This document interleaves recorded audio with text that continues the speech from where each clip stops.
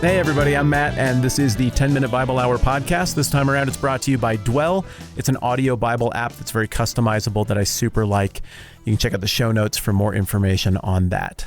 You know what absolutely kills me emotionally? And I know no matter how tough you try to act, come on, you've all got like something that when you see it, it makes you irrationally weep. And for me, one of like 4 or 5 that I have are the reunion videos between people who are in the military and their kids, and the kids don't know they're coming home, and they come home and the kid's like, what? My dad and my mom's home, and they cry and they hug, and then I cry, and everybody feels things. And it's just cool to see that distance resolved and those people who need each other and love each other put back together. I'm getting squishy already. Here's the thing. When we get to the beginning of Matthew, you've got a Jewish audience to whom this book was written who felt this way about their God.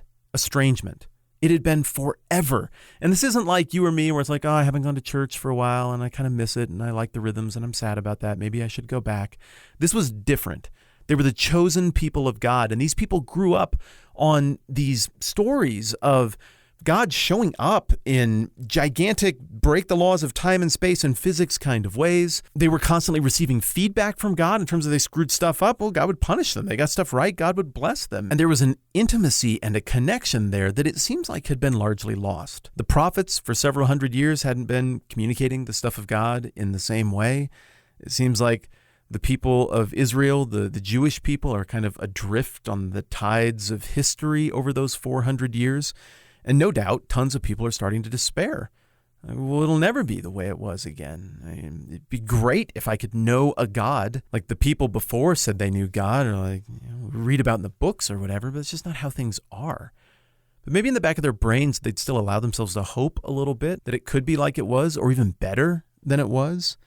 And so the astute reader, I think, probably would have picked up Matthew chapter 1. They've never talked to anybody about it. It's a brand new book. It's got that, delicious smell to it as they crack it open, or rather unroll that scroll. And they start reading the thing. They're like, I wonder if this guy knows what he's doing, because he's accidentally ticking a whole bunch of boxes that would indicate that this teeny tiny little glimmer of hope we have that God is not done with us is maybe actually true. That genealogy, that accidentally ticks a bunch of the boxes. And then where this is all happening and who everybody's related to and how this is going down in this virgin birth thing, this actually smacks a lot of the thing that I can't even allow myself to hope for because it's just too good to be true. And then they get to verse 22, and it says, all this took place to fulfill what the Lord had said through the prophet. Verse 23, the virgin will be with child and will give birth to a son, and they will call him Immanuel, which means God with us. I imagine that kid at that assembly doing the mental dad with us thing and having it be almost too much to hope for because it hurts because of how much they missed him. And then when dad shows up at the assembly, it was this flood of emotion and you don't even really know what to do with it. It's so overwhelming. I wonder if people felt the same way when they got to this. God with us. Could it be that Jesus is God with us? That this divide, this estrangement is about to be resolved? Well, to understand that a little bit better, we got to jump back into what we're actually talking about here, because this is a reference to Isaiah chapter 7. And it doesn't seem like Isaiah chapter 7 is talking about Jesus or the Messiah or any of that stuff. So it's a little bit tricky. It's actually talking about Ahaz, son of Jotham, son of Uzziah. Hey, look, another genealogy. Maybe a coincidence, maybe not. And his cruddy reign that he had. This guy was not a spectacular king. And we get the details about what happened with him over in 2 Kings 16. And he struck a weird, ill-advised deal with the oppressor, the Tiglath-Pileser, the king up in Assyria, to deal with some of the enemies that were attacking, his kingdom, Ahaz's kingdom. And he gave him a bunch of money from the temple treasury. Then while he was up there hanging out with the king of Assyria, he saw an altar that he liked and was like, ooh, we should have a bonus altar where I can go to try to divine information. We'll put it alongside the altar God said to make in his temple. It's ick. Really, frankly, the original audience would have known that Ahaz was one of the key points in the derailing of the good stuff that David had left behind. So as we go along, we get the details of what Isaiah was supposed to communicate to Ahaz and the warning that God has for him. And then we get to the home stretch here, and it says, again, the Lord spoke to Ahaz, ask the Lord your God for a sign, whether in the deepest depths or in the highest heights, because Ahaz doesn't know what to make of this because he's kind of a superstitious man. But Ahaz said, I will not ask. I will not put the Lord to the test. Then Isaiah said, hear now, you house of David, is it not enough to try the patience of men? Will you try the patience of my God also? So God's like, ask for a thing and we'll do it.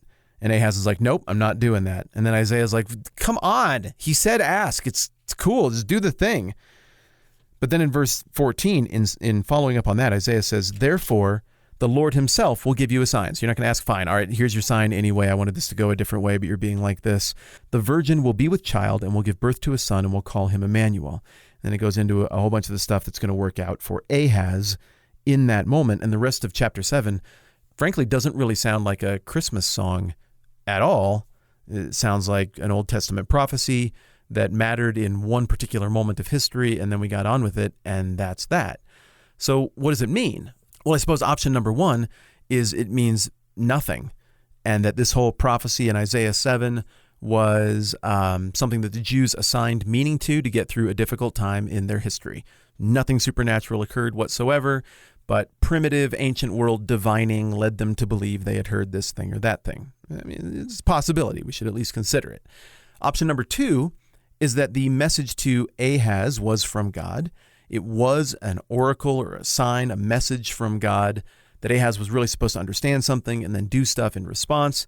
Ahaz saw it. It happened. He wasn't really on board. He continued to do weird stuff, and it's yet another chapter in the strange unfolding of the Mosaic covenant.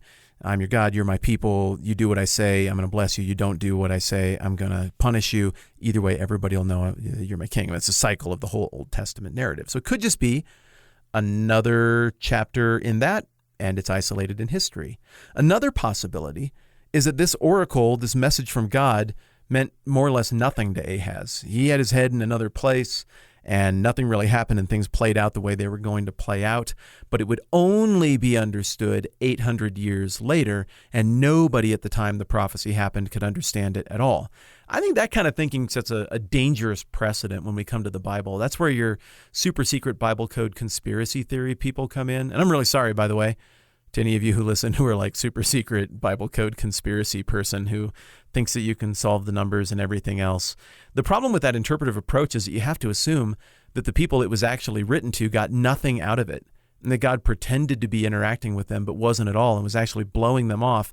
And only hundreds of years later, even thousands of years later, in our infinite wisdom, would we finally be able to understand what those dumb idiots back then could only hope to understand, because we're really the chosen people. I just think there's a hubris to it that's ugly. No, instead, what I think is happening here is it's a mix of both. God was behind this thing, this message to Ahaz. It did mean what it meant in that moment in time. It did unfold. It did affect things. And it also means something more 800 years later. This is kind of the pattern of the New Testament. It never washes its hands of what God had done in the past and then co-opts it for new purposes now. It treats it as fulfillment. And chief amongst those books that do that would be Hebrews and, of course, Matthew that we're looking at. So here's what's happening. I think the Immanuel thing, the whole idea of God with us, was meant to be understood in part in the moment it was written as an indictment of the way some of these kings who rejected God were rejecting being with God, God with us. And it also means what it means according to Matthew, that this is the fulfillment and completion, again, of that arc lobbed forward into history that lands on Jesus. You get the God with us thing happening in Isaiah, that's the bump, bump, bump, bump. And then it lands in verse 23 of Matthew chapter 1 with the bump, bump, and we get the completion. The concept of Immanuel is mentioned more than once in Isaiah. It comes up in verse 8:8. It comes up in chapter 9, verses 1 and 2. This is the one you've heard a lot. Nevertheless, there will be no more gloom for those who were in distress. In the past, he humbled the land of Zebulun and the land of Naphtali. But in the future, he will honor Galilee of the Gentiles by way of the sea along the Jordan. And then the people walking in darkness have seen a great light. And you get that whole super famous Christmas passage that has, for unto us a child is born, to us a son is given, and the government will be on his shoulders, and he'll be called Wonderful Counselor, Mighty God, Everlasting Father, Prince of Peace. And that's verse 6 of that same passage. So why does all of this matter? What's going on here? Why are we taking all of this time on what we do with the Old Testament version of what Matthew's referencing here? Well, two reasons. One, once again, I think if we treat the Old Testament as a separate entity and we just say, well, they didn't really get it or understand, and the New Testament's the real thing, then what you're effectively doing is saying that God divorced himself from everything he did in the past and did something new with Jesus, that his first plan was insufficient and the new plan is going to be better. But according to Hebrews 8, there's nothing wrong with the old plan. God is doing something more and different on top of it here. Further, it demonstrates that Jesus was always the plan. Jesus was always the plan. When those kings were doing weird stuff, when there were wars and fights and battles and just the bizarre, mind-melting, confusing stuff of the Old Testament. If nothing else, it points out the chaos and brokenness apart from the ultimate final redemption of God and points us all the more toward Jesus. Like I mentioned at the beginning, the people at Dwell are on the same page with all of this stuff. They make an audio Bible app that I think is great. I want to be around this document. I want to read it more and understand it. I think you're in the same boat. You can go and check out what they're doing at dwellapp.io/TMBH. And if you like it, they're giving you 33% off a year membership. So instead of $30, it's $20, and it's hard to remember that URL. You can just click the link down below in the show notes. We're going to get to Herod and the Magi soon enough, but I've still got more I want to think about on this whole virgin birth, God with us stuff. I think it's a gigantic deal and merits a bit more thought. Looking forward to talking about that with you tomorrow. I'm Matt. This is the 10 Minute Bible Hour podcast. We'll catch you soon.